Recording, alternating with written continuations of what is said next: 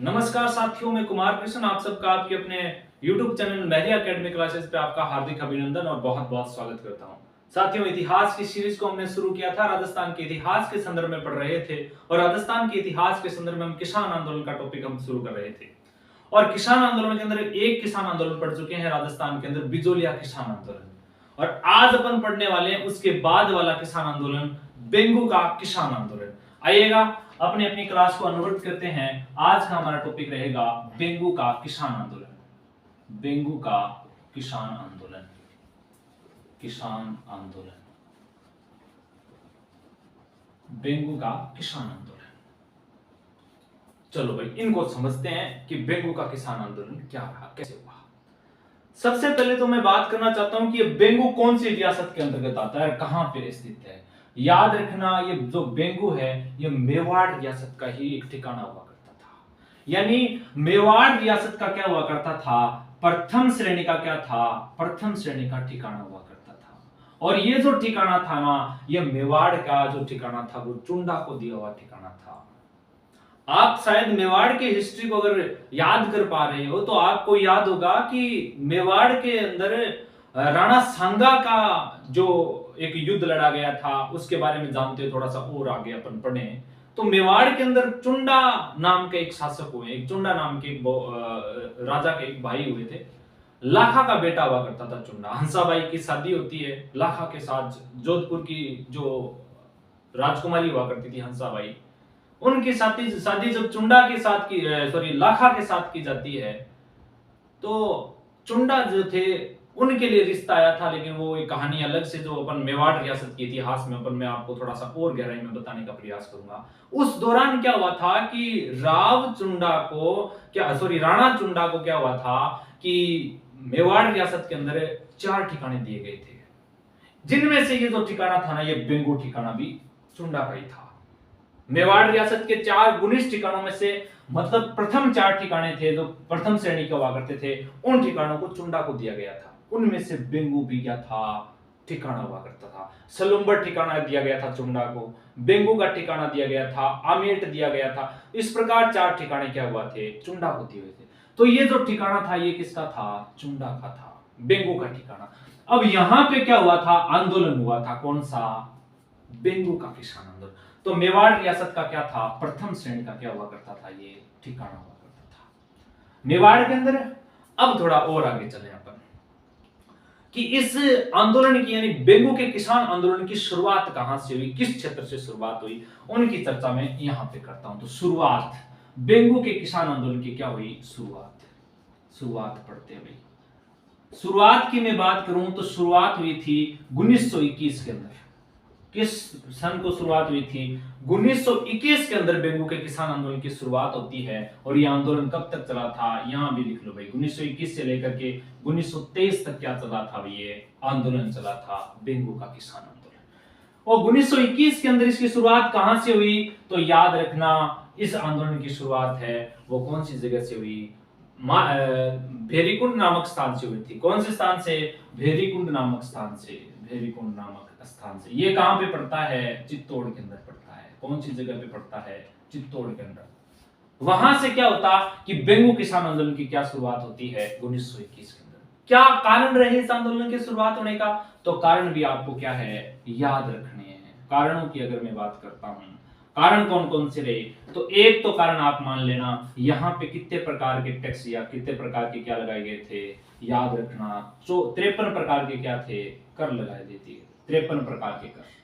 बिजोलिया किसान आंदोलन में कितने प्रकार के कर थे, याद रखना 84 प्रकार के कर थे। और यहाँ पे कितने प्रकार के कर लगा दिए गए बेंगू के सामंत के द्वारा, 53 प्रकार के कर।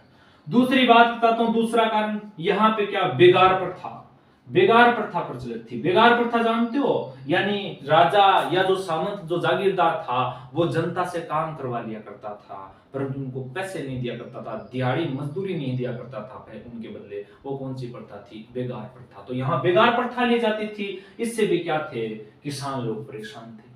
अब मैं बात करता हूं तीसरा कारण। तो तीसरा कारण आप जानते हो, भू राजस्व। तीसरा कारण, बड़ा कारण क्या था, भू राजस्व। भू राजस्व यहाँ पे क्या कर दिया गया, बढ़ा दिया गया, जिसकी वजह से यहाँ के किसान क्या हो गए थे, नाराज हो गए। एक कारण और है, यही बात है, कॉमन सी बात है, लाटा कौन था, लाटा कुंता भी यहाँ पे क्या है लिया जाने लग गया था, जिसकी वजह से किसान क्या हो गए थे, परेशान हो गए थे।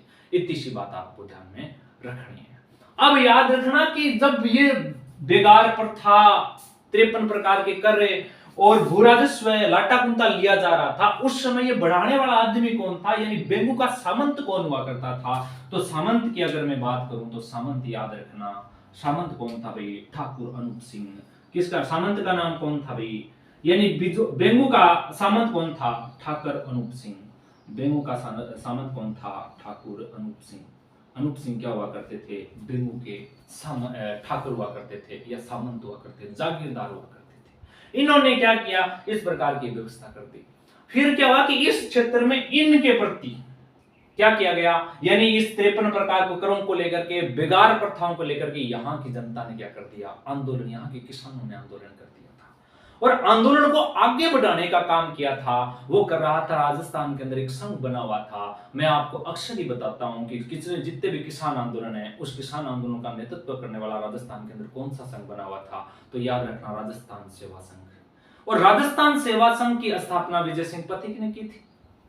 कब की थी, तो 1919 वर्धा महाराष्ट्र के अंदर की थी। और बहुत सारे सदस्य हुआ करते थे, विजय सिंह पथिक है ना, रामनारायण चौधरी है, हरिभाऊ किंकर है, माणिक्यलाल वर्मा है ना, और भी हरिभाऊ उपाध्याय, यह तमाम प्रकार के लोग उस संघ से जुड़े हुए थे, राजस्थान सेवा संघ से। वो क्या करता है, राजस्थान सेवा संघ क्या करता है, राजस्थान सेवा संघ का ये उद्देश्य ये था कि जनता और सामंतों के मध्य सामंजस्य स्थापित करना और जनता के अधिकारों, किसानों के अधिकारों को दिलाने का काम करने वाला संघ था। तो सीधी सी बात है, वही करेगा। तो इसी आंदोलन का नेतृत्व भी किसके द्वारा किया गया, राजस्थान सेवा संघ के जो नेता थे उनके द्वारा क्या किया गया था, बेंगू के किसान आंदोलन का नेतृत्व किया गया था। बेंगू के किसान आंदोलन को आगे बढ़ाने का काम कौन से संघ के द्वारा किया गया, तो राजस्थान सेवा संघ के द्वारा किया गया। याद रखना, राजस्थान सेवा संघ, राजस्थान सेवा संघ के द्वारा किया गया। ठीक है, इतनी सी बात याद रख लोगे। अब ये राजस्थान सेवा संघ के जो गठनकर्ता थे या राजस्थान सेवा संघ के गठनकर्ता थे या इनको बनाने वाले संस्थापक थे, वो कौन थे, विजय सिंह पथिक थे। ये क्या करते हैं, याद रखना, तारीख एक याद रखना, आप तारीख है 1922। कौन सी तारीख है, 1922। 1922 में क्या करते हैं, विजय सिंह पथिक और ठाकुर अनूप सिंह, कौन, इधर देखो भाई, सामंत कौन, ठाकुर अनूप सिंह।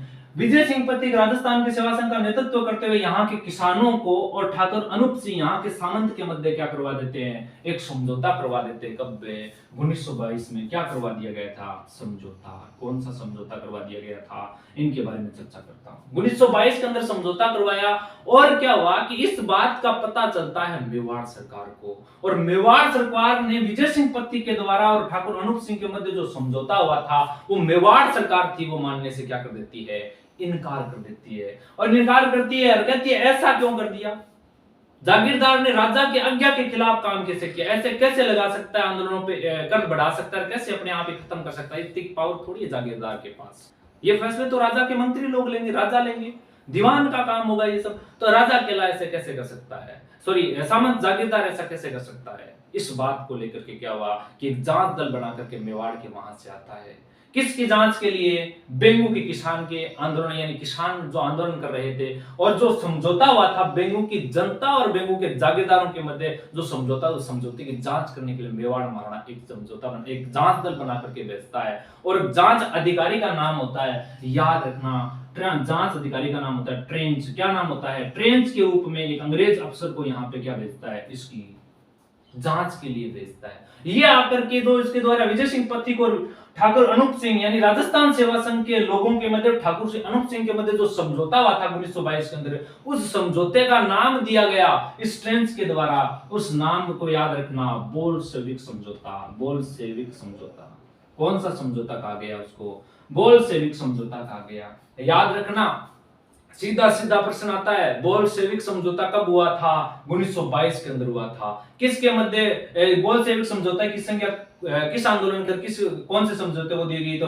बेंगू के और बेंगू के सामंत ठाकर अनूप सिंह और राजस्थान सेवा संघ के लोगों के मध्य जो समझौता हुआ था, उस समझौते की तुलना ड्रेच ने किस समझौते से की है? बोल्शेविक समझौते से की है। तो याद रखना इस बात को।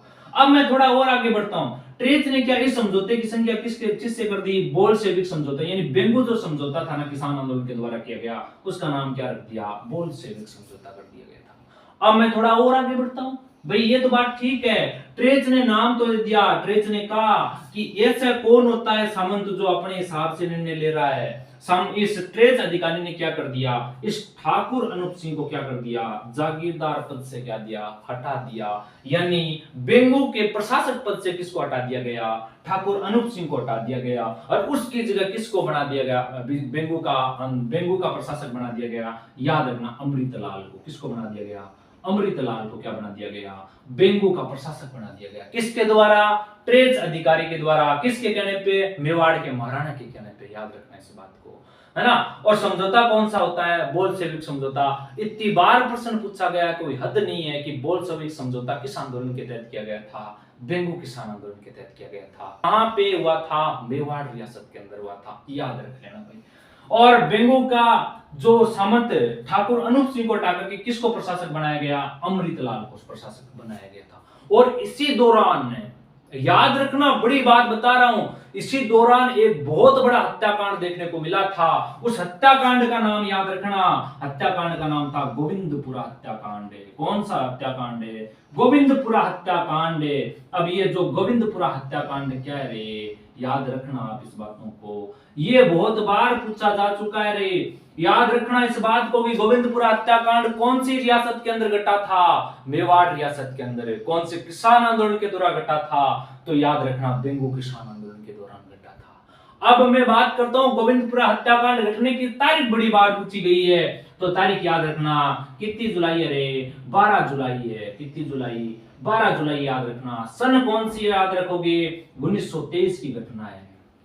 कब की घटना है? 1923 की घटना है। इस घटना में क्या हुआ था कि यहाँ पे क्या हुआ? गोविंदपुरा गांव पड़ता है और गोविंदपुरा गांव में किसानों की क्या चल रही थी? सभा चल रही थी। किसानों की सभा पे कौन गोली यानी फायरिंग कर देता है, गोली चला देता है? ट्रेंच नाम का अधिकारी आता है और मेवाड़ के महाराणा के कहने पे गोविंदपुरा में किसानों की जो सभा चल रही थी ना, उस किसानों की सभा पे क्या चला दी?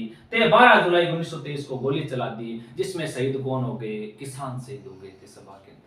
और बात करता हूं किसान शहीद होने वाले किसानों के नाम की बात करूंगा। थोड़ा सा मैं मिटा करके आगे बढ़ना चाहता हूं। याद रखना, है ना, नाम कौन कौन से थे? यानी हत्याकांड, गोविंदपुरा हत्याकांड के दौरान शहीद होने वाले किसान कौन कौन से थे? तो याद रखना भाई, नाम एक का तो नाम था नानक भील। क्या नाम था? नानक भील। एक का नाम था देवा गुज्जर। क्या नाम था?